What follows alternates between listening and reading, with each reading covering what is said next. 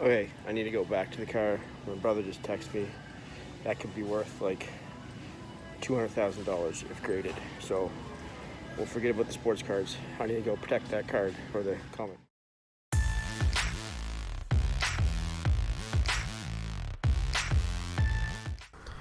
Hey guys, so this is the first store I stopped in, which is called a Guy's Frenchie, mainly clothing, but you can see here I found this neat, I think, Flash Gordon book, maybe like 40 years old. It was definitely worth picking up. In today's video, I'm going to show you some things that sold overnight. I drove about an hour away for a little road trip to hit up some thrift stores I've never hit up before. I think there's going to be 3 or 4 that I'll hit up here. I already hit up one. That was mainly clothing, had some other stuff in it as well. I'll show you what I got there. I'm just waiting outside a Salvation Army right now. It opens up in 4 minutes. We'll go inside that. And after that, we're going to Value Village / Savers for you Americans. And that's what I mainly came here for. So I'll show you what I got. So this is a personal buy for my little girl, Minnie Mouse. She loves her. I grabbed this Tom Brady t-shirt for a couple bucks. This is a Sean John shirt. Nightmare Before Christmas sweater that I'll probably sell around Christmas time. A nice Boston windbreaker. In the find of the store, actually it was mainly a clothing store, but they had a book section. You saw a little clip. I found this there. I think it's from 1980, and there's only one listed on eBay right now. You can see at 1980. There's one listed on eBay for $100. The last one that sold though sold I think for $35. But either way, I think I paid $2 for it. So pretty happy with that. So we're just waiting to go in here once it opens up, which should be in 2 minutes. So I'll try to grab some footage. Okay, so we're in the Salvation Army here. Definitely the smallest thrift store I've ever been in. Kind of the size of a large living room. That was a Game of Thrones shirt that I picked up there. This was a Masters polo. It looked pretty old, a little worn, but for $3.50, pick that up and maybe sell it for like $12.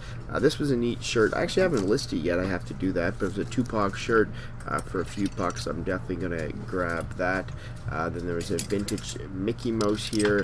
But as you can see, this rack that I'm looking at here was the totality of the men's clothing. Well, I guess on the other side they had jackets, but this was all it was for shirts. They probably had like 25 shirts. So to find some neat finds like this, the Guns N' Roses, the Tupac and stuff, I think I grabbed this Spider-Man one as well.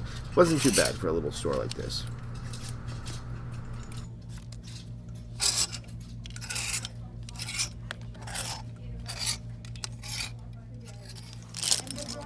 So over here I switched to the other side of that same rack as it had jackets and a few pants. I thought about that Adidas shirt, but this was the big find for me. Brought back a lot of memories. I had one of these starter Blue Jays jackets when I was young. It was like the 3/4 zip though, like the pullover with the front pocket. This one wasn't. Later on you'll see that there was a little bit of a stain on it. I since tried to clean it out. Doesn't seem like it's going to come out, so I haven't decided what I'm going to do with it yet. So last video you should have saw I picked up a PlayStation 2. It had a kind of a wonky controller. The start button wasn't working, so I went on Marketplace because I was coming up here today, and I looked in this area. Like it said, it's an hour away from me, so I just wanted to see if I could find anything locally to pick up at Marketplace. So I grabbed a PS2 controller, and I saw he was also selling a GameCube controller. So one's a personal buy, one I will sell. I offered him $20 for it, for the two of them, and he took it. So I'm just here waiting to meet him now. The last Salvation Army, you saw some clips there. I picked up this starter jacket when the Blue Jays won. When I was paying for it, the lady mentioned that the arm had some stains. I'll try to get it out. It could be a personal buy, could sell it. If I can't get the stains out, I'll probably keep it. Looks like somebody got their jacket in mustard or something like that. Then this book was a Western one. That is a personal buy. Ooh, over here, personal buy for myself. And then some t-shirts. Not a big t-shirt clothing guy, but I keep on end up picking them up. It's kind of my weak spot. But anyway, we'll sell those. Then after I get these controllers, I'm heading over to Value Village. It opens up in about 25 minutes. That's where I'll hope to get a lot of hard goods and stuff like that to sell.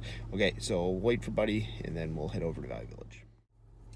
So I picked up my controllers, but the problem is I've been waiting here in a lineup for a while. You can see, what time is it?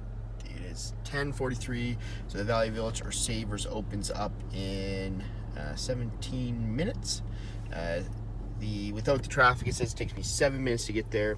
So as long as I can move here, I've been here for a while, we should be there on time. Alright, so here I am in the lineup waiting to get into the Value Village. There was maybe 10 people in front of me. It was the first time I was ever in this Value Village, so I actually felt a little lost. Didn't know where I should hit first. Ended up in the t-shirts here and got this Biggie Small shirt. It looks like it may go for $100, so I'm happy with that. Here I'm looking behind where they keep the valuables. Definitely we'll talk more about these comics here, but a great find, as you can see there. So I actually did leave the comics behind. I went over here and started looking at some of like their knick-knack shelves.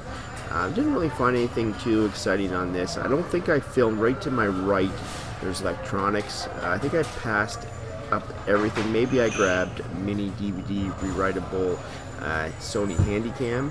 These cards really had no value here. There was also right above, you'll see a binder of cards. I went through them all. It was like the early 90s football, but all the top players have been removed already from. So I've decided now to head back and look at those comics again. And then I grabbed them once I saw that Superman Ali one had some value, and I grabbed them all. Alright guys, I think I made some awesome finds there today. There'll be obviously little clips that you would have saw, but when I get home, I'm going to break everything down. Like I said, I travel about an hour away, and the best thing about this area, it's the only place within the 3 provinces around me, I don't know how much farther, probably up to Montreal, that has an Arby's. I love myself some roast beef sandwiches with horseradish. I'm so excited. I haven't had one in years, so I'm going to go to the Arby's, head home, and we'll do a little breakdown of everything that I found.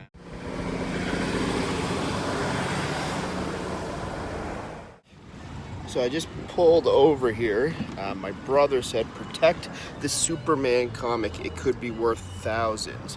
So I just got in the car here. I need to make sure it's safe. I don't know if he's reading things right, but that's the one he's talking about. Let's find a safe place to put this. Where will that be? Okay, so I maybe do something really stupid here. I'm going into Walmart to look for some sports cards. I put the comic behind all these clothes. We still don't know the value of it. It could be $200, it could be $2,000, I don't know. So people of Bridgewater, please do not break into my car, okay? I need some sports cards, so I'm gonna go get some. It's still there.